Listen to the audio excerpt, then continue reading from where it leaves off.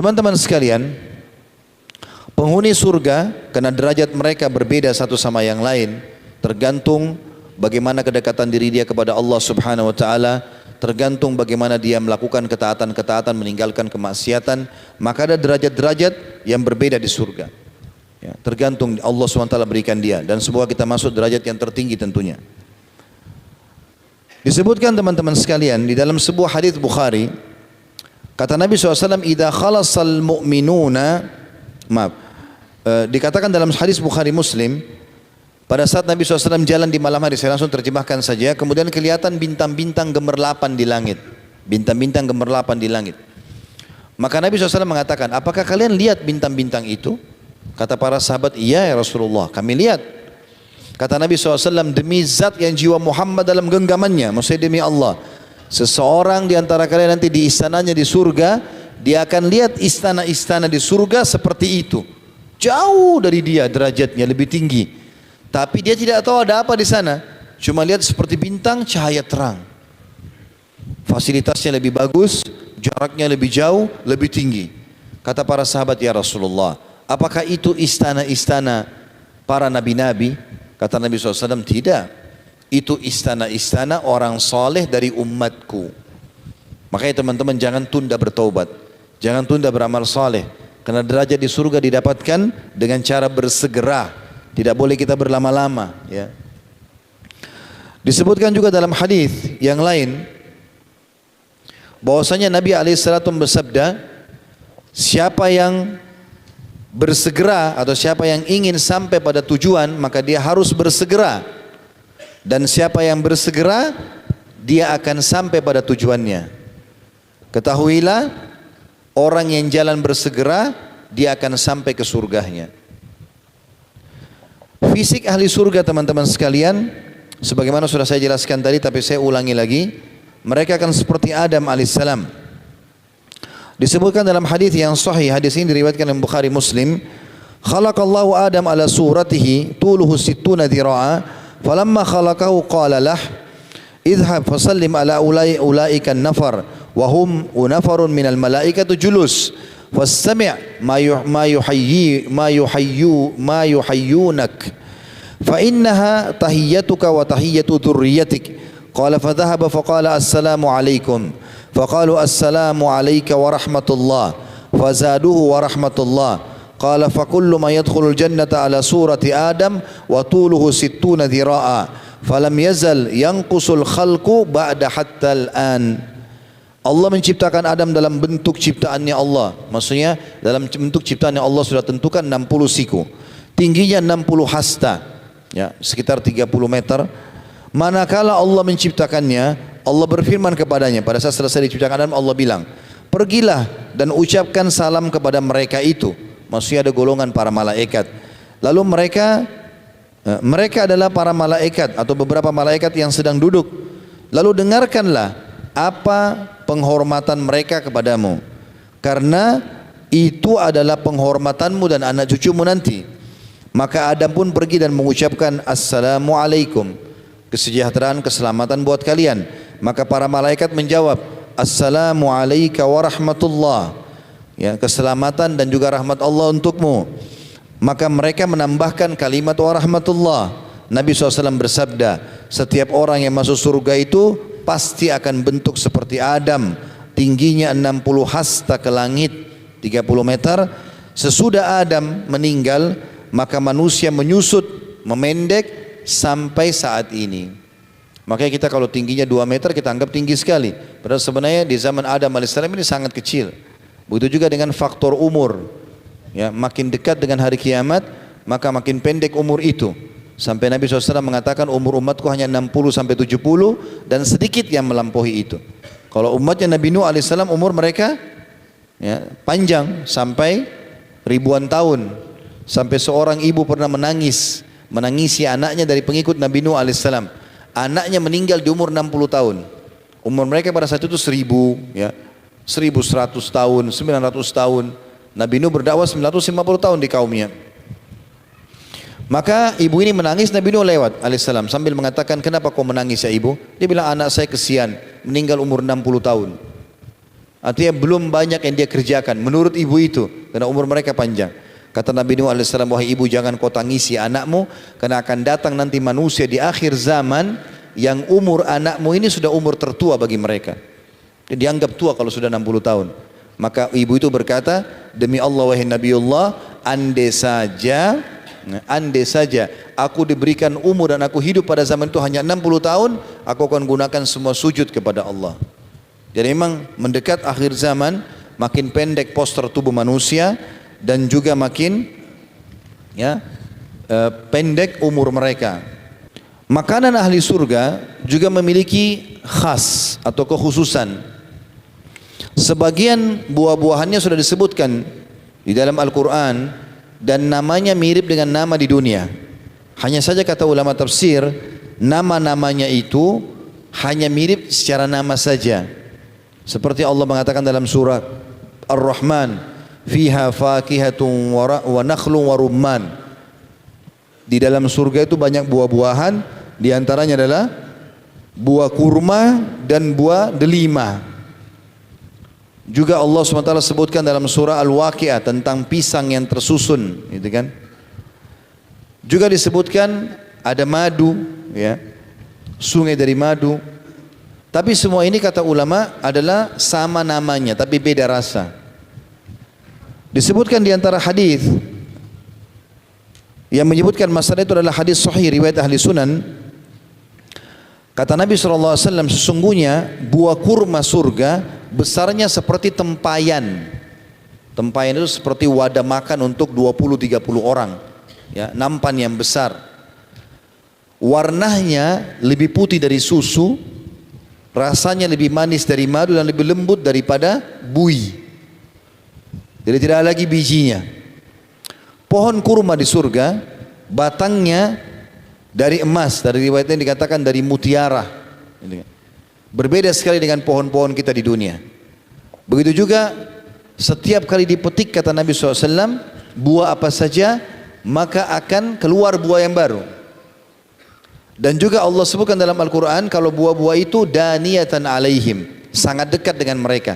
Kata ulama tafsir, kalau mereka lagi berdiri maka dahan pohon buah itu anggur kah, kurma kah, delima kah, semua mendekat dengan telapak tangannya sehingga dia mudah memetik.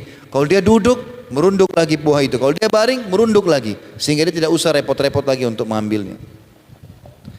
Pernah juga hadis Nabi SAW riwayat Bukhari berbunyi, kata Nabi SAW, di surga akan ada burung-burung yang bentuknya mirip seperti unta. Burung tapi seperti unta, besar, gitu kan? Maka kata Abu Bakar, ya Rasulullah, kalau begitu berarti burung itu juga merasakan kenikmatan. Kata Nabi SAW, engkau memakan dagingnya lebih nikmat daripada engkau cuma sekedar melihatnya.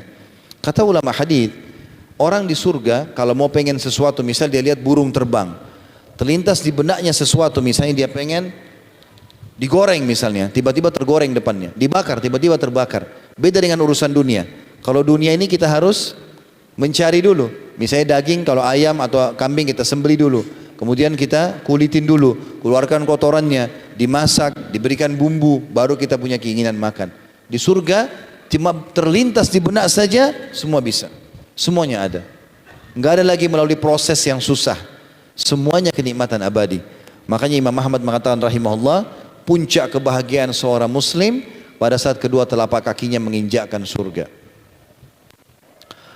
Teman-teman sekalian, di dalam sebuah hadis yang lain berhubungan dengan masalah makanan ini di surga disebutkan oleh Imam Muslim. Saya langsung baca terjemahan karena cukup panjang. Kata Thauban radhiyallahu anhu, ini adalah sahabat Nabi yang mulia dan dia mantan budak Nabi SAW. Maka dia katakan Thauban maulan Nabi SAW. Dia mengatakan, aku pernah berdiri di sisi Rasulullah SAW, lalu datanglah seorang ulama Yahudi dan berkata, Assalamualaikum wahai Muhammad. Maka aku mendorongnya dengan keras hingga dia hampir saja terjungkal karenanya. Maka dia bertanya, Yahudi itu bertanya kepada Thauban, mengapa kamu mendorongku? Maka Thauban menjawab, mengapa kamu tidak mengatakan Rasulullah? Kenapa kau panggil namanya saja? Maka Yahudi itu berkata, aku hanya memanggilnya dengan nama pemberian keluarganya saja. Maka Nabi SAW mengatakan, sesungguhnya namaku adalah Muhammad. Artinya boleh orang mengatakan Muhammad sallallahu alaihi wasallam. sebagaimana nama pemberian keluargaku. Maka Yahudi itu lalu berkata, aku datang kepadamu hai Muhammad untuk bertanya. Maka Rasulullah SAW bertanya balik kepadanya, bila aku menyampaikan jawaban nanti, apakah akan berguna untukmu? Kau mau terima itu? Maka dia menjawab si Yahudi itu, aku akan mendengar dengan kedua telingaku. Maka Rasulullah SAW pun sambil mencungkil-cungkil tanah dengan sebuah ranting berkata, baiklah, bertanya sekarang. Orang Yahudi bertanya, di mana manusia saat bumi diganti dengan bumi lain? Sebagaimana Allah jelaskan dalam surah Ibrahim ayat 48. Ya. Maka Rasulullah SAW bersama manusia ini hari mahsyar nanti, di mana itu mahsyar? Maka kata Nabi SAW, mereka dalam kegelapan sebelum jembatan.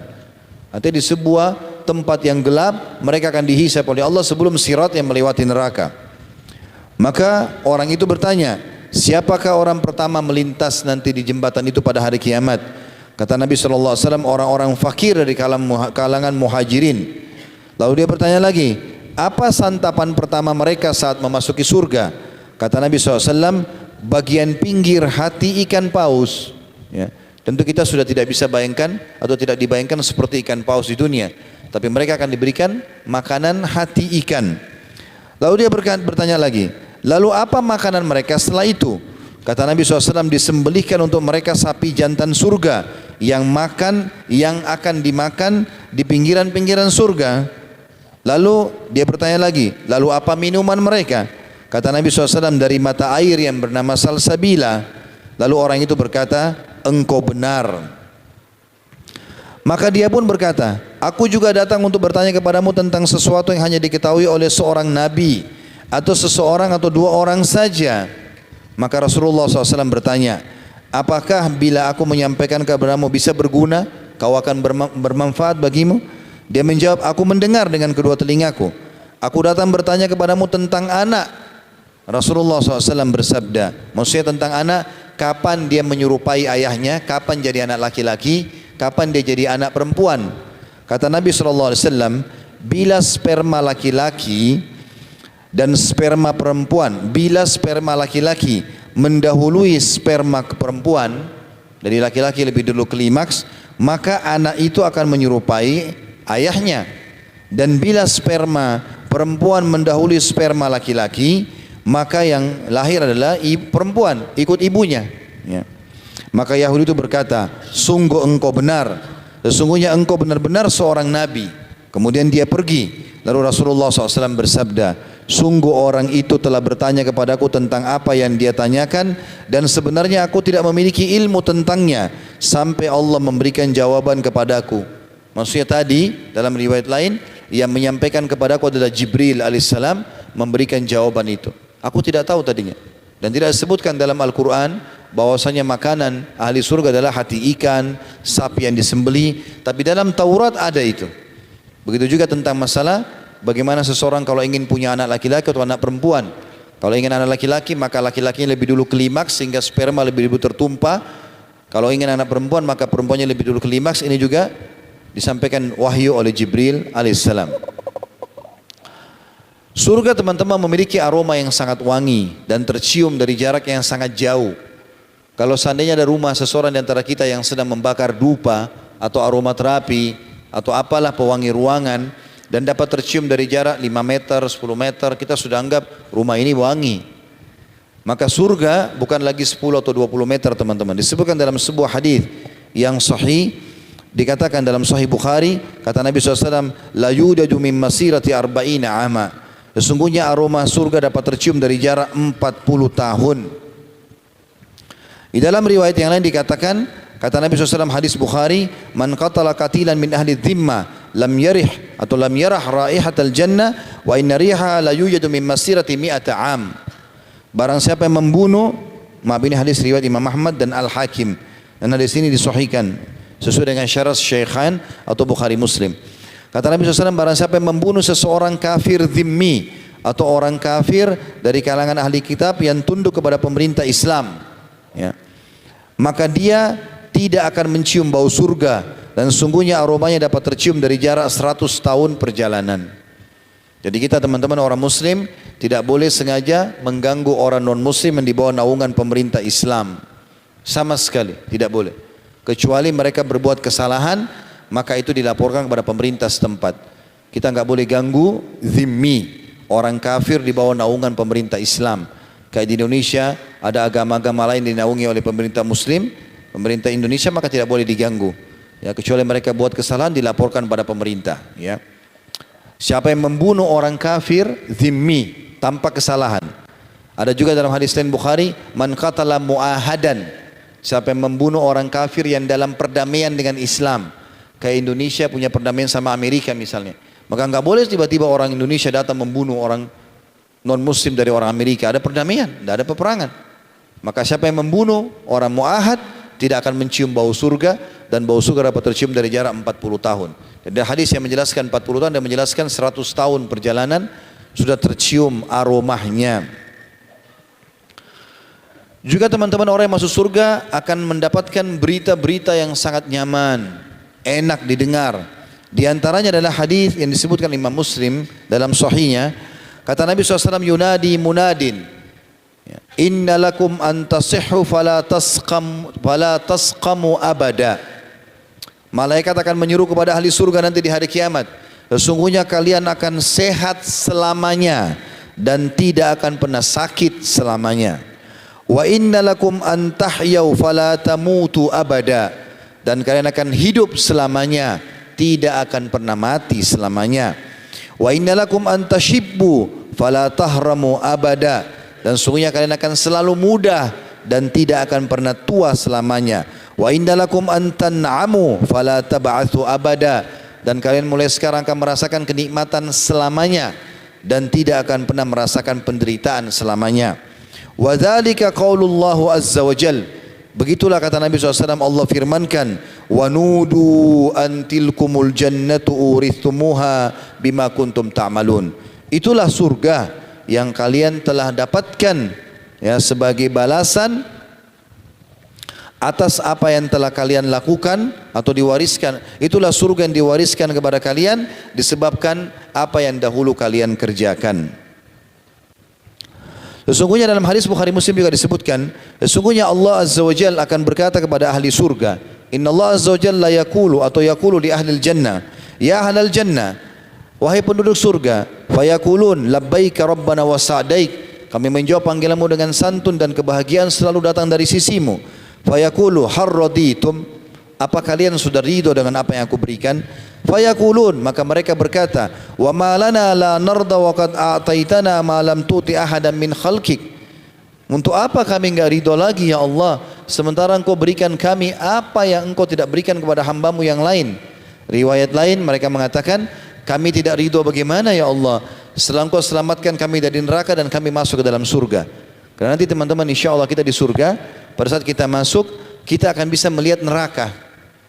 Jadi kita selalu bersyukur kepada Allah karena lihat siksaan itu.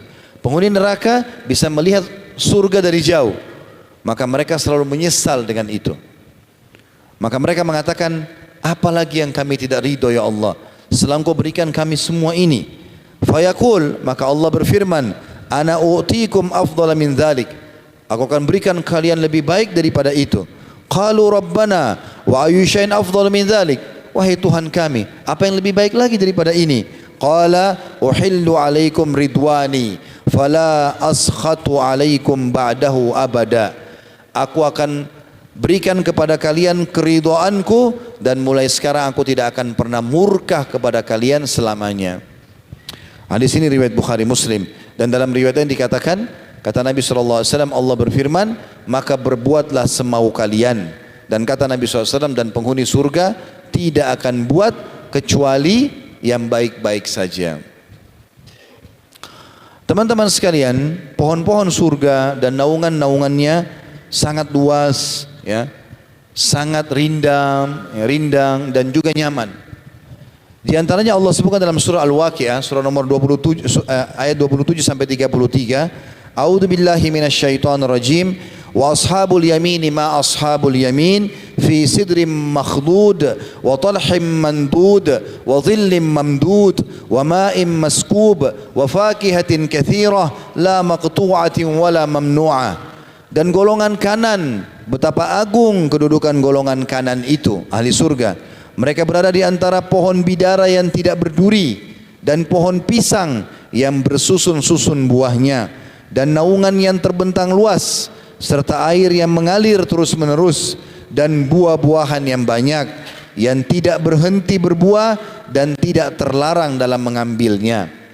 Kata ulama tafsir, kalau dipetik keluar lagi, dipetik keluar lagi. Jadi tidak menunggu musimnya baru tiba. Juga dalam surah Ar-Rahman ayat 48 Allah menyebutkan, a'udzubillahi minasyaitonir rajim, dzawata afnan. Kedua surga itu mempunyai pohon-pohon dan buah-buahan.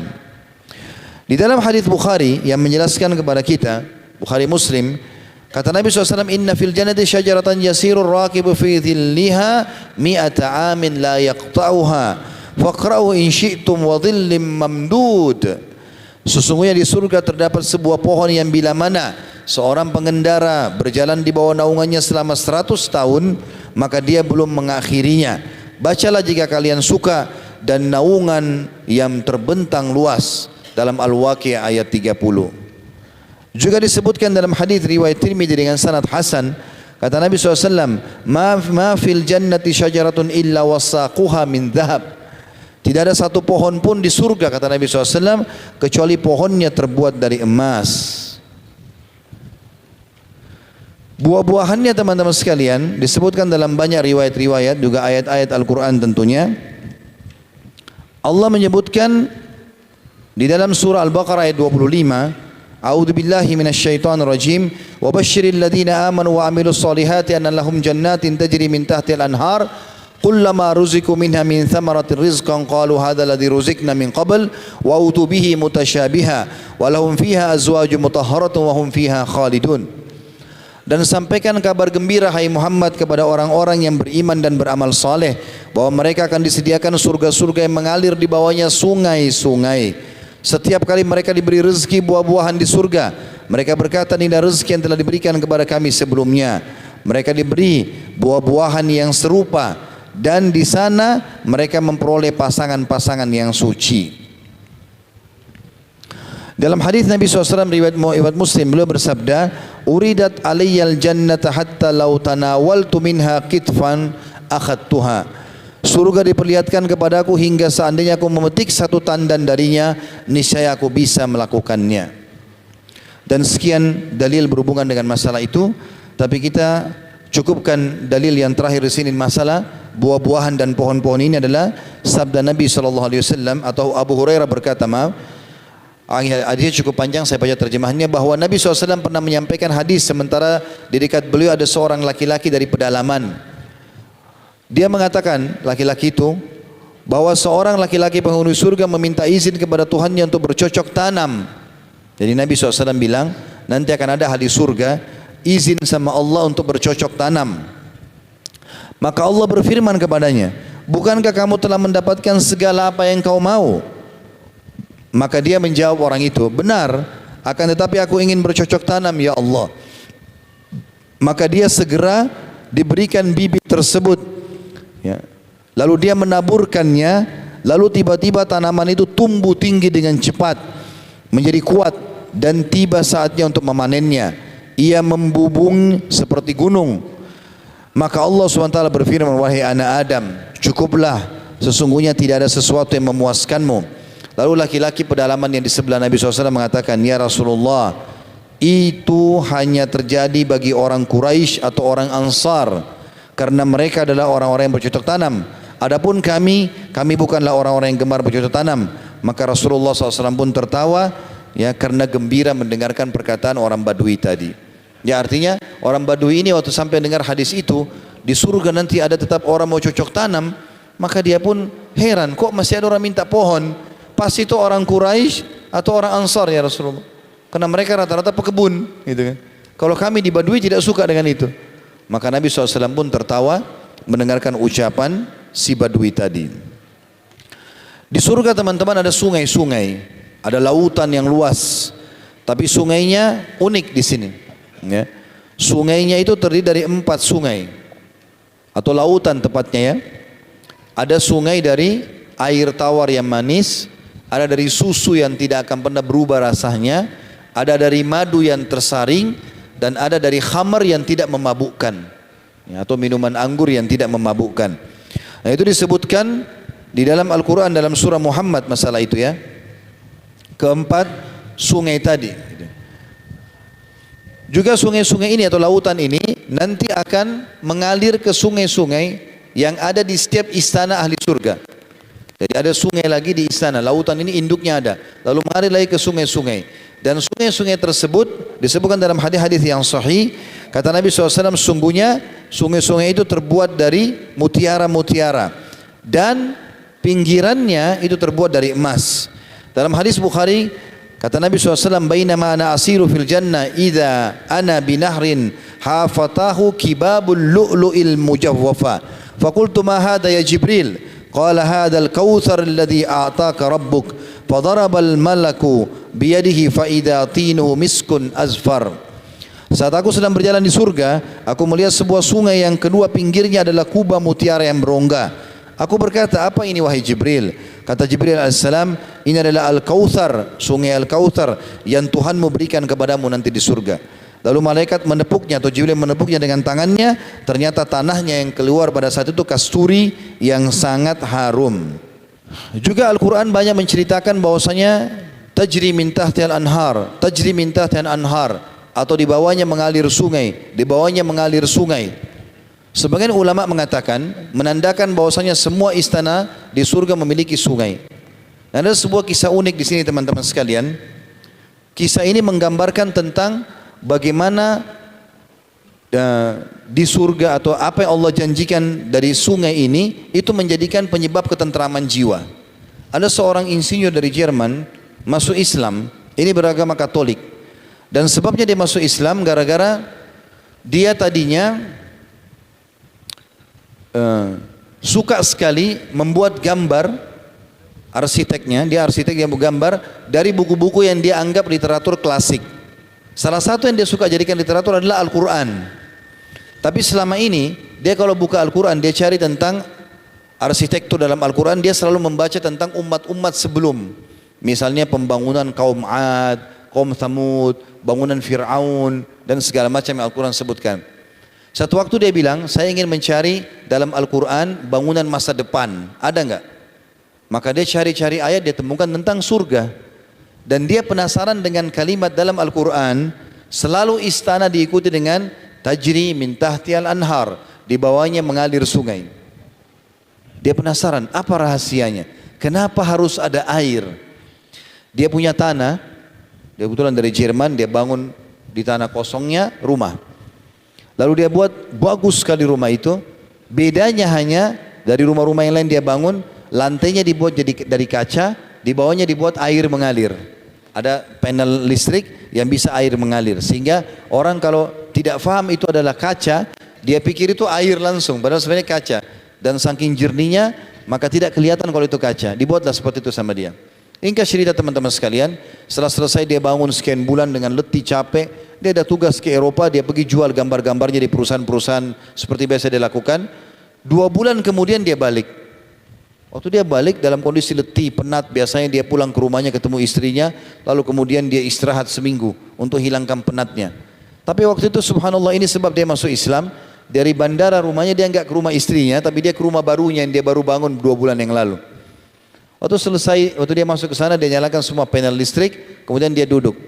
Dia bilang, yang terjadi adalah begitu saya duduk, lampu semua menyala, air juga sudah mengalir di bawah lantai. Tiba-tiba saya duduk dalam hitungan 5 menit, semua capek saya hilang. Dia bilang, saya penasaran, apa sebabnya nih? Biasanya saya butuh seminggu istirahat, 2 bulan selalu lembur, kerja, susah. Dia bilang, saya matikan lampu, tetap saja masih belum saya temukan rahasianya.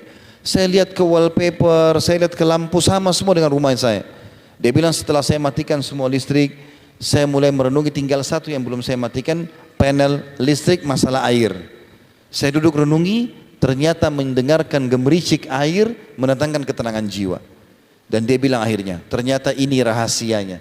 Kenapa dalam Al-Quran disebutkan tempat yang dijanjikan abadi selalu ada sungainya. Gemericik air menghilangkan penat. Penat yang selama ini capek di dunia, maka itu akan hilang dengan sendirinya. Gara-gara ini teman-teman dia masuk Islam. Baik, karena melihat waktu teman-teman sekalian dan ini masih ada beberapa hal yang belum disinggung. Seperti misalnya ada perhiasan ahli surga, ada pakaian ahli surga. Mereka akan menggunakan gelang-gelang dari perak, walaupun laki-laki juga. Mereka akan menggunakan baju dari sutra dan banyak dalil menyebutkan masalah itu. Terutama bagi teman-teman yang tidak menggunakan laki-laki kain sutra di dunia. Ya. Karena kata Nabi SAW, kalau sutra ini di dunia hanya untuk perempuan. Beliau mengangkat di tangan kanannya emas, tangan kirinya sutra. Lalu beliau mengatakan, ya sesungguhnya dua benda ini haram bagi laki-laki umatku. Di dunia kita nggak boleh pakai emas, nggak boleh pakai sutra bagi laki-laki, perempuan boleh. Dan kata Nabi SAW, siapa yang pakai di dunia dia tidak akan pakai di akhirat. Maksudnya nanti di surga. Juga ada tentang permadani yang terbuat dari sutra, ya bagian luarnya dan terhampar sangat luas. Disebutkan dalam banyak dalil-dalil berhubungan dengan masalah itu. Begitu juga dengan dipan-dipan. Ya, dipan-dipannya atau tempat-tempat tidurnya semuanya terhampar ya dengan bantal-bantal yang tertata rapi. Juga di dalamnya ada para pelayan, diantaranya bidadara dan bidadari. Ya. Kalau bidadaranya laki-laki namanya wildan, wildanum mukhalladun. Allah sebutkan dalam surah Al-Waqi'ah ayat 17 sampai 18, a'udzubillahi minasyaitonir rajim, wa yatufu alaihim wildanum mukhalladun bi akwabin wa abarika wa ka'sim min ma'in. Mereka dikelilingi oleh anak-anak muda, pelayan anak muda yang laki-laki tampan-tampan dengan membawa gelas-gelas, ceret-ceret dan piala yang berisi minuman yang diambil dari air yang mengalir. Juga dalam ayat yang lain dalam surah Insan ayat 19 Allah mengatakan, a'udzubillahi minasyaitonir rajim, wa yatufu alaihim wildanum mukhalladun idza ra'aitahum hasibtahum lu'lu'an manthura. Dan mereka dikelilingi oleh para pemuda yang tetap muda, dan apabila kalian melihat kepadanya maka kalian akan melihat mereka seperti mutiara yang bertaburan. Jadi kalau teman-teman punya mutiara satu belum terlalu kelihatan, tapi kalau mutiara itu misalnya 100 buah kemudian digeletakin di lantai dan ada cahaya, maka memantulkan cahaya dan sangat indah. Nah, para pelayan laki-laki itu disebutkan seperti mutiara yang bertaburan dan mereka sangat tampan. Dan orang yang paling rendah di surga nanti memiliki 10.000 pelayan. Ya, kata Nabi SAW, mereka memiliki 10.000 pelayan yang masing-masing pelayan membawa 2 nampan di tangan kanan dan tangan kiri. Dan penghuni surga itu akan menikmati dari nampan pertama sampai nampan terakhir tanpa merasa kenyang. Di surga nanti teman-teman kita makan tidak ada lapar. Kalau orang makan karena lapar, targetnya menghabiskan. Tapi kita makan kalau tidak lapar, kita menikmati. Makanya orang kalau tidak lapar ditanya mau makan apa, dia masih bisa milih. Di surga kita makan bukan karena lapar, maka kita nikmati semuanya. Dan kita berhenti bukan karena kenyang, karena nggak ada lagi kenyang di surga. Kita berhenti hanya karena kita ingin menikmati yang lainnya. Kapan tidak dibutuhkan oleh tubuh, keluar dalam bentuk keringat yang lebih wangi dari bau kasturi. Ahli surga nanti akan tampan seperti mereka, bahkan lebih daripada mereka. Dan mereka ini saking tampannya sampai disebutkan dalam sebuah riwayat, nanti ahli surga akan masuk ke surga lalu melihat ada seseorang yang sangat tampan, bercahaya, sampai dia mengatakan, apakah kau ini malaikat Allah? Maka dia mengatakan, bukan, saya salah satu dari pelayan-pelayanmu. Dan sekian banyak dalil berhubungan dengan masalah itu. Begitu juga dengan ayat Al-Quran surah At-Tur ayat 24, Allah mengatakan, wa yatufu alaihim gilmanun lahum ka'annam lu'lu'um maknun. Dan di sekitar mereka ada anak laki-laki yang muda-muda dan tampan berkeliling untuk melayani mereka, seakan-akan mereka mutiara yang tersimpan. Begitu juga dengan bidadarinya, pelayan perempuannya. Ya, Allah SWT sebutkan banyak sekali sifat mereka, dan sifat-sifat mereka itu ya sangat luar biasa. Mereka cantik, mereka punya kelebihan. Saya sebutkan satu dalil saja di antaranya. Ya, surah Ar-Rahman ayat 56 sampai 58. A'udzubillahi minasyaitonir rajim. Fihinna qasiratut tarfi lam yatmithunna insun qablahum wala jan. Fabi ayyi ala'i rabbikuma tukadziban? Ka'annahunna al-yaqutu wal marjan. Di dalam surga itu ada bidadari-bidadari yang membatasi penglihatan atau pandangan. Mereka tidak melihat kecuali suami mereka saja, artinya matanya tidak liar, yang tidak pernah disentuh oleh manusia maupun jin sebelumnya. Maka nikmat Tuhan manakah yang kalian dustakan? Sesungguhnya atau seakan-akan bidadari itu permata yakut dan marjan. Kalau teman-teman mau lihat perumpamaan yakut dan marjan bisa ketik di Google, permata yakut dan marjan akan keluar. Warnanya jernih dan saking jernihnya kita bisa melihat transparan dari satu sisi ke sisi yang lain. Allah gambarkan mereka seperti itu. Dan juga Allah mengatakan fihinna khairatun hisan, masih di surah Ar-Rahman sama, di surga ada bidadari-bidadari yang baik lagi jelita. Kata ulama tafsir, bola matanya besar, ya, kemudian bulu matanya lebat dan juga menggunakan celak, ya, yang akhirnya membuat mata itu terlihat indah. Dan cukup banyak ciri-ciri mereka disebutkan sebagaimana Allah katakan wa kawaiba atraba dalam surah Naba ayat 33, dan juga gadis-gadis yang memiliki badan-badan yang bagus dan mereka umurnya sebaya, dan sekian banyak dalil yang berhubungan dengan masalah ini tentunya. Teman-teman izinkan saya menutup karena sudah menjelang duhur, dan insya Allah kalau teman-teman ingin ikuti masih ada ceramah saya di YouTube tentang bedah buku juga. Rasulullah SAW cerita tentang surga dan neraka, itu 32 pasal masing-masing. Mudah-mudahan sudah mewakili semua itu. Tapi ada hal yang saya harus sampaikan di sini berhubungan dengan beberapa peringatan Nabi SAW atau penyampaian Nabi SAW berhubungan dengan sebab-sebab orang masuk ke dalam surga. Yang pertama teman-teman sekalian yang harus kita garis bawahi adalah masuk ke dalam surga dengan iman dan ketakwaan kepada Allah Subhanahu wa taala. Tidak ada yang lain.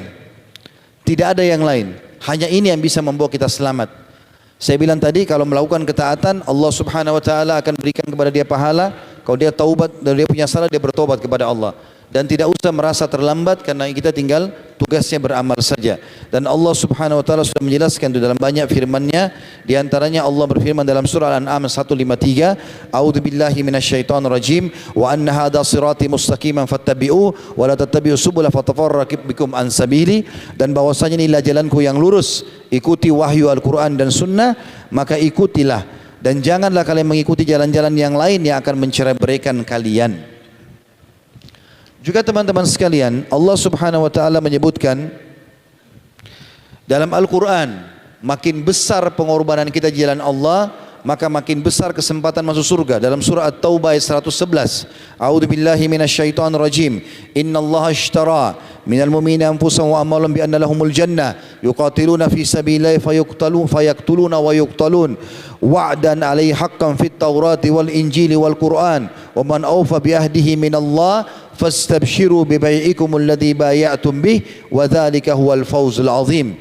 Sesungguhnya Allah telah membeli dari orang-orang beriman diri dan harta mereka dengan harga atau dengan nilai bahwa mereka akan dibalas dengan surga. Mereka berperang di jalan Allah, lalu mereka membunuh atau mereka terbunuh. Itulah janji yang benar yang telah Allah turunkan dalam Taurat, dalam Injil dan dalam Al-Quran. Dan siapakah yang lebih menepati janjinya daripada Allah? Maka bergembiralah dengan jual beli kalian itu, dan itulah kemenangan yang besar. Juga teman-teman sekalian, Allah berfirman tentang ciri ahli surga, dan mungkin kita tutup dengan ini teman-teman sekalian, adalah di dalam Al-Imran 133 sampai 136. A'udzubillahi minasyaitonirrajim. Wasari'u ila maghfiratin min rabbikum wa jannatin arduhas samawati wal ardu iddat lil muttaqin. Dan berlumba-lumbalah kalian, bersegeralah kalian kepada ampunan Tuhan kalian, dan kejarlah surga itu yang luasnya seluas langit dan bumi, yang disediakan untuk orang-orang yang bertakwa. Lalu Allah sebutkan ciri orang yang bertakwa itu. Perhatikan baik-baik. Allah bilang, alladzina yunfikuna fis sarra'i wad dharra'i wal qadhimina al ghaidha wal 'afina 'anil nas wallahu yuhibbul muhsinin. Orang yang dijadikan surga tadi, tobatnya juga diterima adalah orang yang selalu berinfak, baik dalam keadaan dia lapang atau dia susah. Ini saya ingin titik beratkan teman-teman. Usahakan setiap hari berinfak semampu kita, dan Allah menilai sesuai dengan pengorbanan kita. Dikuatkan ayat ini dengan hadis Bukhari. Pernah ada seorang sahabat menyumbang 1 dirham, yang 100 dirham. Lalu Nabi SAW mengatakan, Allahu Akbar, 1 dirham mengalahkan 100 dirham. Kata para sahabat, ya Rasulullah, bagaimana kami memahami itu? Jelas 1 lebih sedikit secara kuantitas daripada 100. Kata Nabi SAW, karena yang berinfak 1 ini tidak punya harta kecuali itu, maka Allah catat dia berinfak dengan seluruh hartanya. Dan yang punya 100 dirham, punya banyak dirham, maka ini dianggap infaknya kecil. Kalau ada di antara kita punya cuma 2.000 rupiah dan hanya itu dia punya, lalu dia infakkan di jalan Allah, celengan masjid, kasih orang miskin, bagikan makanan, apa saja, maka dicatat oleh Allah berinfak seluruh harta. Ada orang berinfak 100 juta, tapi dia punya uang 100 miliar, maka dianggap kecil walaupun jumlahnya kelihatan besar. Lalu Allah bilang, dan orang yang bisa menahan emosinya pada saat dia sedang bisa mampu melampiaskan. Di sini puncaknya teman-teman. Kalau ada orang caci maki kita, ghibah kita, fitnah kita, antum mau masuk surga, jangan balas kebodohan dia dengan kebodohan. Jangan ikut-ikutan bodoh.